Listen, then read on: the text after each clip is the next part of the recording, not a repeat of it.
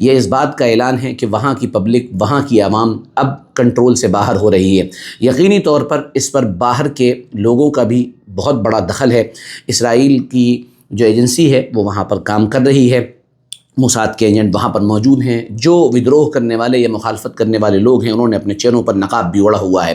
ایران کی مدد خاموشی کے ساتھ پوری یعنی تیز روی کے ساتھ جو کی جا رہی ہے وہ روس کے ذریعے اور چائنا کے ذریعے کی جا رہی ہے، کیونکہ وہ ایران کی مدد کر کے اس خطے اور اس علاقے کی پالیٹکس پر اپنی پکڑ مضبوط رکھنا چاہتے ہیں۔ السلام علیکم ورحمۃ اللہ وبرکاتہ۔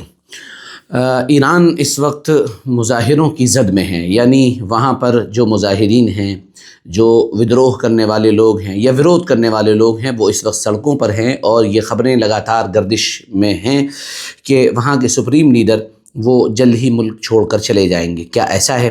اور پھر یہ ساری صورتحال کیوں پیدا ہوئی اور ملک یہاں تک کیسے پہنچا؟ اس بات کو سمجھنے کے لیے پہلے اس بات کو سمجھنے کی کوشش کرتے ہیں کہ جو ودروہ کرنے والے لوگ ہیں یا جو لوگ مخالفت میں اس وقت سڑکوں پر اترے ہوئے ہیں وہ کون لوگ ہیں، وہ چاہتے کیا ہیں، اور وہ حکومت سے کیا ڈیمانڈ کر رہے ہیں۔ سب سے پہلے اگر آپ چینلز کو دیکھیں گے یا آپ کو جو رپورٹس مل سکتی ہیں وہ ملیں گی، اس میں آپ کو یہ نظر آئے گا کہ وہ لوگ اس وقت مہنگائی بند کرو کے نعرے لگا رہے ہیں۔ یعنی ان کا کہنا یہ ہے کہ زندگی مشکل ہو گئی ہے، کھانے پینے کا سامان ہمارے لیے افورڈیبل نہیں رہا ہے، اور ہم اب وہاں پہنچ چکے ہیں جہاں پر زندگی گزارنا ہمارے لیے مشکل ہو رہا ہے۔ اور دوسری بڑی بات یہ، وہ سسٹم کے خلاف آواز اٹھا رہے ہیں۔ ایران میں جیسا کہ آپ کو معلوم ہے 1979 کے انقلاب کے بعد ایک تبدیلی یہ آئی تھی کہ وہاں پر عورتوں کے لیے حجاب کو لازم قرار دیا گیا تھا۔ حجاب کے بغیر عورتوں کا باہر نکلنا یہ ممنوع تھا اور گورنمنٹ کی نگاہ میں یہ جرم تھا۔ جیسا کہ آپ کو معلوم ہوگا پچھلے سال ایک عورت جو بے حجاب نظر آئی تھی اس کو باقاعدہ پکڑا گیا تھا، اس کو مارا پیٹا گیا تھا، جس پر مغربی میڈیا نے اور ویسٹرن کنٹریز کی جو جتنا بھی میڈیا ہے، کنٹرول میڈیا ہے، اس نے بہت زیادہ ہنگامہ کیا تھا۔ تو اب لوگ یہ نعرے لگا رہے ہیں کہ ڈرنا بند کرو اور ڈرنے کے بجائے اب جینا شروع کرو، یعنی ڈر نکالو اور ایک آزادی کی زندگی تم کو جینا پڑے گی۔ ایک عورت جس کی عمر 47 سال تھی تقریباً، وہ یہ نعرہ لگاتے ہوئے سڑک پر آئی کہ میں تو 47 سال پہلے مر چکی ہوں کیونکہ میرے اوپر پابندیاں لگا دی گئی ہیں۔ اس سے زیادہ حیران کر دینے والی تصویر جو اس وقت سوشل میڈیا پہ سب سے زیادہ وائرل ہے وہ یہ ہے کہ ایک عورت اپنے منہ میں سگریٹ لگائی ہوئی ہے، اس کے بال کھلے ہوئے ہیں اور اوپر سے اس کا جسم بھی نظر آ رہا ہے، اور وہ آیت اللہ جو وہاں کے سپریم لیڈر ہیں ان کی تصویر کو اسی سگریٹ کے اندر سے نکلنے والے دھوئیں یا سگریٹ کے اندر سے نکلنے والی چنگاری سے جلا رہی ہے۔ یہ اس بات کا اعلان ہے کہ وہاں کی پبلک، وہاں کی عوام اب کنٹرول سے باہر ہو رہی ہے۔ یقینی طور پر اس پر باہر کے لوگوں کا بھی بہت بڑا دخل ہے۔ اسرائیل کی جو ایجنسی ہے وہ وہاں پر کام کر رہی ہے، موساد کے ایجنٹ وہاں پر موجود ہیں۔ جو ودروہ کرنے والے یا مخالفت کرنے والے لوگ ہیں انہوں نے اپنے چہروں پر نقاب بھی اوڑھا ہوا ہے۔ ان ساری چیزوں کے بیچ بہرحال یہ سسٹم کے خلاف ایک بغاوت ہے۔ تیسری چیز، سیاسی نعرے بھی وہاں پر ہم کو سننے میں مل رہے ہیں، اور وہ اس طرح سے کہ لوگ جو رضا شاہ پہلوی ہے اس کے پوتے کو یاد کر رہے ہیں، اور گویا کہ وہ یہ اعلان کر رہے ہیں کہ پرانا دور جو تھا وہ اچھا دور تھا۔ یاد رہے کہ 1979 سے پہلے کا جو ایران تھا وہ بالکل لبرل تھا، وہاں آزادی تھی، وہاں کسی چیز پر پابندی نہیں تھی۔ حیرانی تب ہوتی ہے جب آپ اس دور کی تصویروں کو دیکھیں گے کہ عورتیں نیم برہنہ آدھے لباس میں وہاں پر گھومتی پھرتی نظر آتی ہیں۔ اس انقلاب کے بعد یہ ساری کی ساری تبدیلی پیدا ہو گئی۔ تو یہ 3 بڑے نعرے ہیں جو بھیڑ وہاں پر لگا رہی ہے۔ اب اگلی بات کی طرف چلتے ہیں کہ آخر یہ تبدیلی پیدا کیسے ہوئی اور یہاں تک ایران کیسے پہنچا۔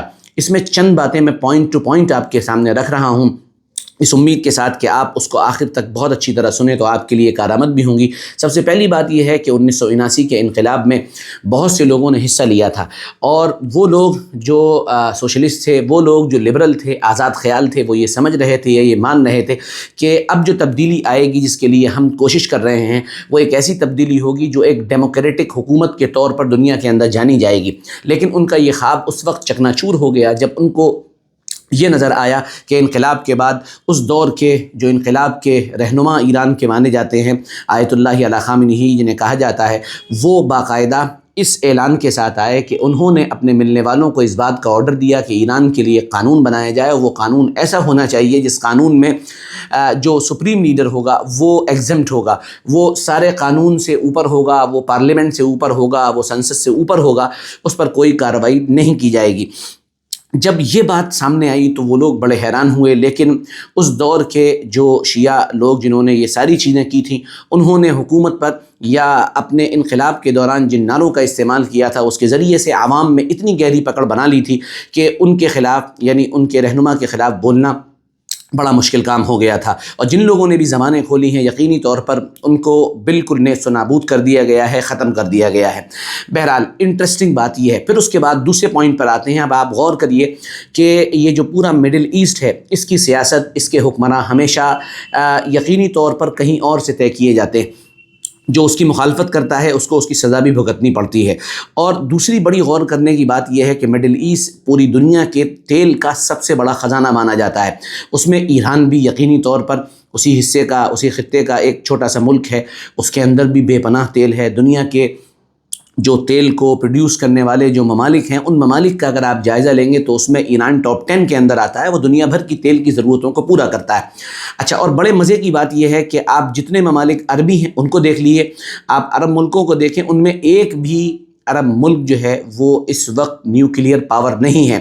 ایران کی سب سے بڑی غلطی یہ ہے کہ وہ نیوکلیئر پاور بننے کی کوشش کر رہا ہے، اور نیوکلیئر پاور بننے کا مطلب یہ ہے کہ جب کوئی ملک نیوکلیئر پاور بن جاتا ہے تو وہ سامنے جو بھی اس کا ملک ہوتا ہے تو ان دونوں کے درمیان لڑائی کا کوئی توازن برقرار نہیں رہتا ہے۔ دو نیوکلیئر ملک اگر سامنے آ جاتے ہیں تو ان دونوں کے درمیان بھی یہ توازن تو باقی رہتا ہے، لیکن سارے ملک بیچ میں آ کر اس لڑائی کو رکوا دیا کرتے ہیں۔ تو ایران پوری کوشش میں لگا ہوا ہے، لیکن اس کے لیے پیسہ بھی چاہیے اور اس کے لیے بہت سی چیزیں درکار ہوتی ہیں۔ یقینی طور پر ایران کے بڑے سائنسدانوں کو لگاتار ٹارگٹ کیا گیا ہے، اور ایک ٹارگٹ کلنگ ہوئی ہے ان کی پچھلے 8-10 سالوں کے درمیان۔ کئی انہوں نے اپنے بڑے سائنسدانوں کو کھو دیا ہے، کیونکہ اسرائیل نہیں چاہتا ہے، بلکہ اسرائیل سے پہلے امریکہ نہیں چاہتا ہے کہ ایران اس خطے کی ایک ایسی طاقت بنے جو نیوکلیئر پاور ہو، اور اگر وہ نیوکلیئر پاور بن جاتا ہے تو اس خطے کے اندر امریکہ کی سیاست کو بڑا دھچکا لگنے والا ہے۔ پھر اس کے بعد آپ تھوڑا سا غور کریں، ساری دنیا کی جیو پولیٹیکل جو ایشوز ہیں اس پہ نگاہ ڈالیں تو ایران کی مدد خاموشی کے ساتھ پوری یعنی تیز روی کے ساتھ جو کی جا رہی ہے وہ روس کے ذریعے اور چائنا کے ذریعے کی جا رہی ہے، کیونکہ وہ ایران کی مدد کر کے اس خطے اور اس علاقے کی پالیٹکس پر اپنی پکڑ مضبوط رکھنا چاہتے ہیں۔ اچھا، اب ذرا تھوڑا سا اور اگلے پوائنٹ پہ، تیسرے پوائنٹ پہ ہم آتے ہیں۔ جب ہم وہاں پہنچتے ہیں تو ہمیں نظر آتا ہے کہ دراصل یہ قیادت کی جنگ ہے۔ یہ بھی بہت بڑی بات ہے، قیادت کی جنگ ہے۔ قیادت کی جنگ کا مطلب ہے لیڈرشپ۔ لیڈرشپ ساری دنیا میں دو لوگوں کے درمیان، یعنی خاص کر اس مڈل ایسٹ کے اندر دو لوگوں کے درمیان یہ لیڈرشپ کی جنگ اس طرح سے ہے کہ سعودی عرب مسلمانوں کا سب سے بڑا اور طاقتور دیش یا ملک اپنے آپ کو کہلواتا ہے، یا اس کا ماننا یہ ہے کہ وہ طاقتور ملک ہے، لیکن اس کے پاس بھی نیوکلیئر پاور نہیں ہے۔ اس کے مقابلے میں ایران، وہ بھی اپنے آپ کو یہ کہتا ہے کہ نہیں، ہم بھی بہت بڑی طاقت ہیں، اس خطے کی بڑی طاقت ہے، ہم سب سے پرانا ملک مانے جاتے ہیں، سب کچھ ہے۔ لیکن جب آپ پچھلے تاریخی واقعات پر غور کریں گے تو آپ دیکھیں گے کہ لگاتار ایران اور سعودی عرب نہ جانے کتنے فیصلوں پر ایک دوسرے سے بالکل سمندر کے دو کناروں کی طرح نظر آتے ہیں۔ دونوں کے فیصلے ایک دوسرے سے بالکل الگ ہوتے ہیں۔ ایران طاقت بننا چاہتا ہے، لیڈرشپ اس کو چاہیے، اس کے لیے اس نے ایک نیا کام یہ شروع کیا کہ اس نے یہ پورا جو علاقہ ہے اس کے اندر اپنی پراکسیز، یعنی اپنے گروپ بنانا شروع کیے۔ ان پراکسیز میں آپ غور کریں گے، لبنان کے اندر حزب اللہ تھا، ایران کے اندر وہ یمن کے اندر ہوتی تھے، اور باقاعدہ اس کے جو دیگر گروپس دیگر علاقوں میں، عراق میں چلے جائیں تو وہاں بھی جو ہے ان کے گروپس پائے جاتے ہیں۔